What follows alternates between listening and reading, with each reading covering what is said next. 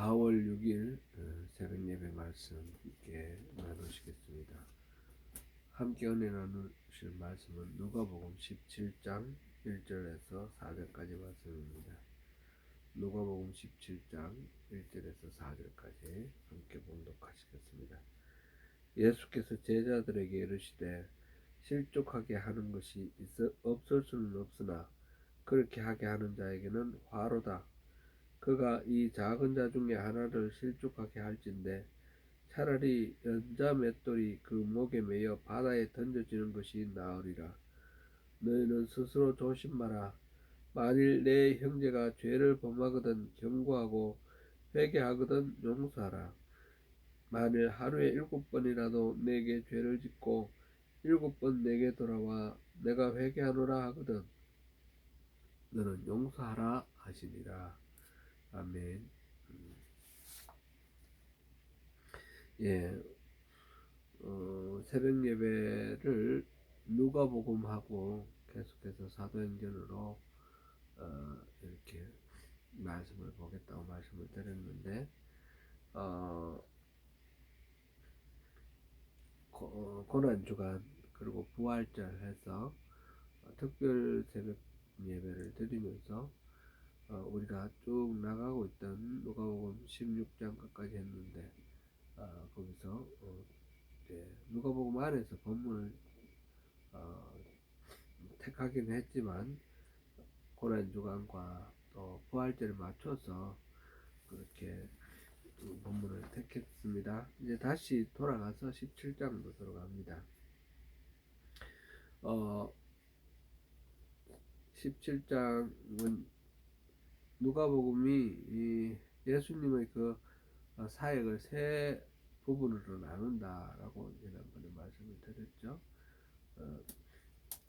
그 중에서 이제 갈릴리 지역에서 하시는 그 사역, 그 일당의 사역, 두 번째로는 갈릴리에서부터 시작해서 예루살렘으로 올라갈 때까지의 그 과정에서 있었던 그 사역, 이렇게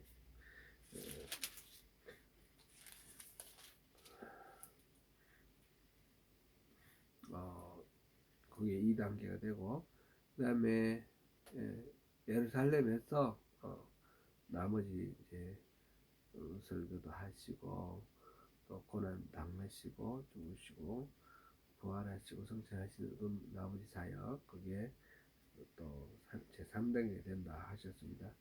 1단계의 마무리는 9장 50절이죠. 9장 50절부터 9장 51절부터 시작해서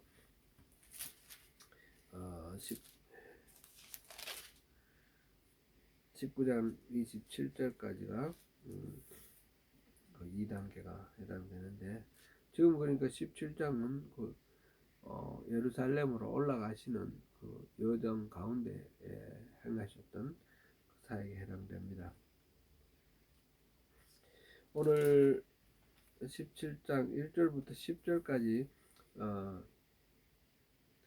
용서와 믿음과 또 종이 할 일, 이렇게 그리스도인의 생활에 대한 몇 가지 교훈들을 이렇게 나열해 놓고 계시는 중에 1절부터 4절까지 오늘 우리가 함께 우리가 살펴보았습니다. 1절부터 4절까지 우리 봉독했는데, 그 중에 이제 실족, 다른 사람들을 실족하게 하는 거 하지 마라. 또 다른 사람이 잘못했을 때 정죄하지 말고 용서하라. 그것이 오늘 4절까지 말씀의 골자입니다.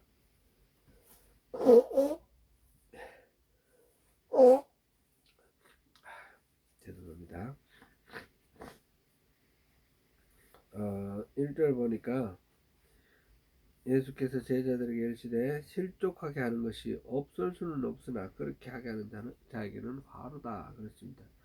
실족하게 하다라는 말이, 이게 이제 실족하게 하는 것이 단어가 스칸달론이라는 단어인데 미끼를 낀 막대기, 그런 의미입니다. 덫이라는 뜻입니다. 그래서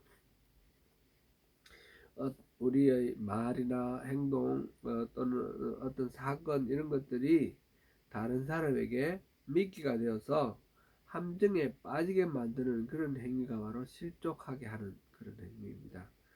이 실족, 죄를 짓게 한다 그런 것이죠.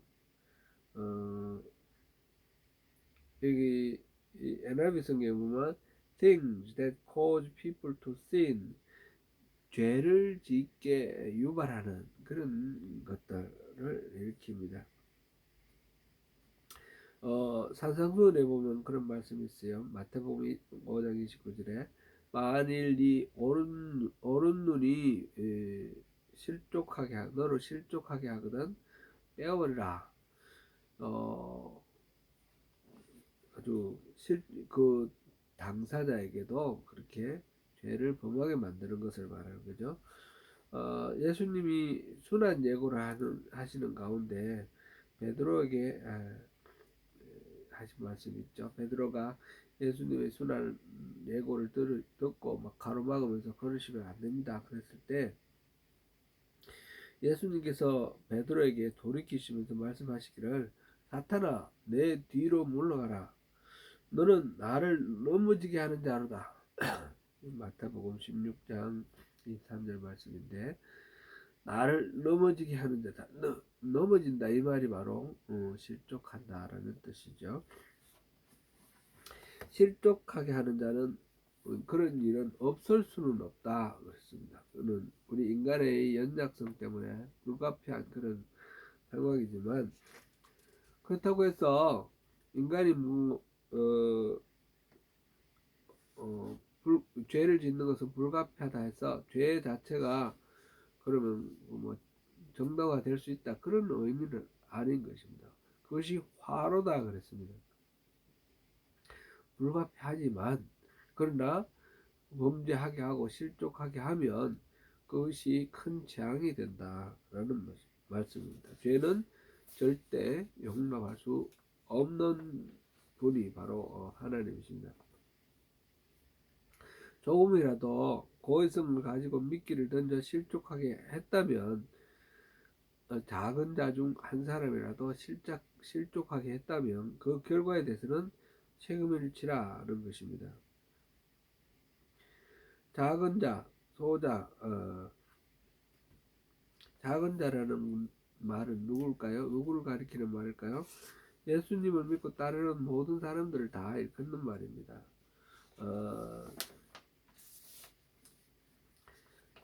물론 그 중에서 특별히 작은 자라고 표현을 했으니까 약자, 그런 보잘것없이 여겨지는 그런 사람들을 일컫는 말이다라는 것을 우리가 염두에 둬야 되겠습니다. 마태복음 18장 10절에는 삼가 이 작은 자 중에 하나도 없이 여기지 말라. 너희에게 말하노니 그들의 천사들이 하늘에 계신 내 아버지의 얼굴을 항상 배움느니라.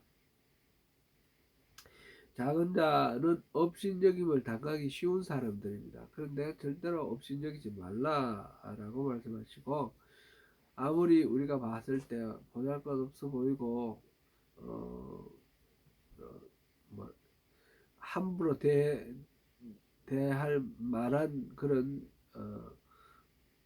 업신여기고 함부로 대해도 좋게 여겨질 만큼 영향력도 없고 그런 사람이라 할지라도 사실상 그들을 이제 책임진 천사가 하늘에서 하나님 아버지를 매일 뵙는다. 이거를 우리가 의식한다면 함부로 대할 수가 없겠죠. 마태복음 25장 40절에는 너희가 여기 내 형제 중에 지극히 작은 자 하나에게 하는 것이 곧 내게 한 것이라. 그렇게 말씀을 하셨어요. 지극히 작은 자, 정말 보잘것없는 그런 사람을 일컫습니다. 사회적으로 소외되어 있고 힘이 없는 약자들. 아무리 보잘것없어 보이더라도 그에게 한 가지 행동, 선을 행하면 그것이 바로 하나님께 행하는 선이 될 것이고 그렇게 악을 베풀면 바로 하나님께 악으로 저항하는 것과 같은 그런 일이 된다라고 지금 주님은 말씀하고 계십니다.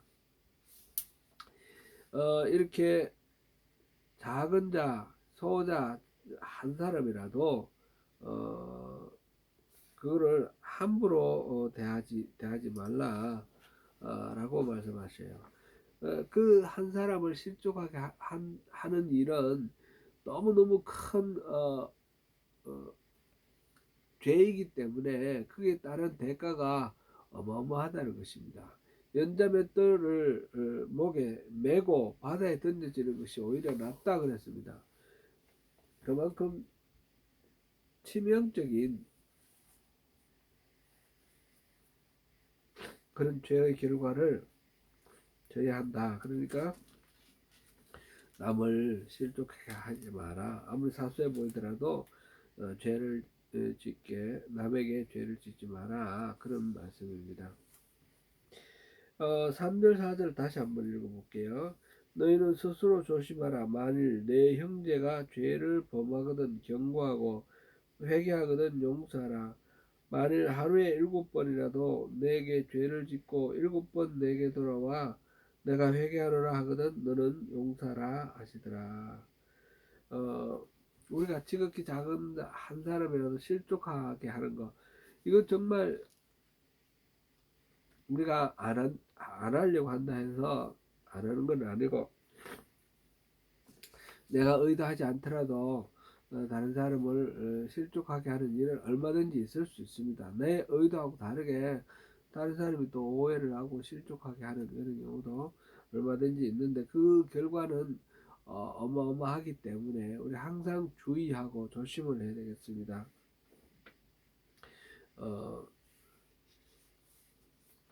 그래서 다른 사람이 나로 인해서 범죄하는 일이 있을 때 그런 경우에 우리가 어떻게 취하면 좋을까, 우리 행동을 이제 그것이 3절 4절 말씀입니다. 첫째는 일단은 자기 자신이 남을 범죄하지 않도록 하는 게 조심하는 것이 첫 번째고, 두 번째로 또 범죄하는 사람, 죄를 범하는 사람이 있으면 두 번째는 경고하라. 그리고 세 번째로는 용서하라. 이게 3절 4절의 말씀입니다. 다른 사람이 죄를 짓는 걸 가지고 그것을 평가하고 판단하고 정죄하고 또 비난하고 이렇게 하는 것은 안 된다는 것이죠. 형제의 죄를 경고하라 그랬습니다.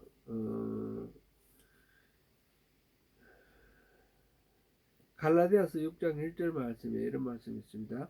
형제들아, 사람이 만일 무슨 범죄한 일이 드러나거든 너희는 온유한 심령으로 그러한 자를 바로잡고 너 자신을 살펴보아 너도 시험을 받을까 두려워하라.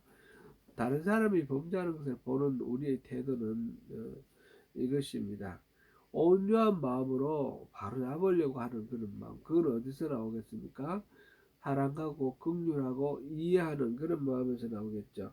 그렇게 하고 또 두렵고 떨리는 마음으로 이런 우가 나 자신에게는 없는지 자신을 돌아보는 그런 마음이 필요한 것입니다. 그래서 형제가 죄를 지을 때 가장 우리가 쉽게 범하는 어리석음이 그게 정죄하고 판단하는 건데, 정죄하고 판단하는 거 하지 말고 자, 온전한 마음으로 바로잡아 주라, 경고하라 라고 오늘 본문에 표현됐는데, 이것도 뭐 너 그럼 죽어 뭐 이런 식의 위협 협박 공갈치는 그런 경고가 아니라 온전한 심령으로 바로 잡아주라, 그런 이야기입니다. 이게 쉬울까요? 사실 우리 교회 안에서 이렇게 어렵습니다. 상당히 어렵습니다. 제가 돌아봐도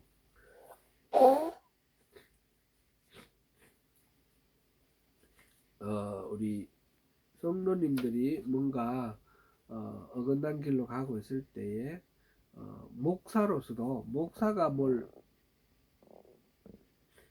바로잡아 드리는 그런 말씀을 하는 것도 여간 어려운 일이 아닙니다.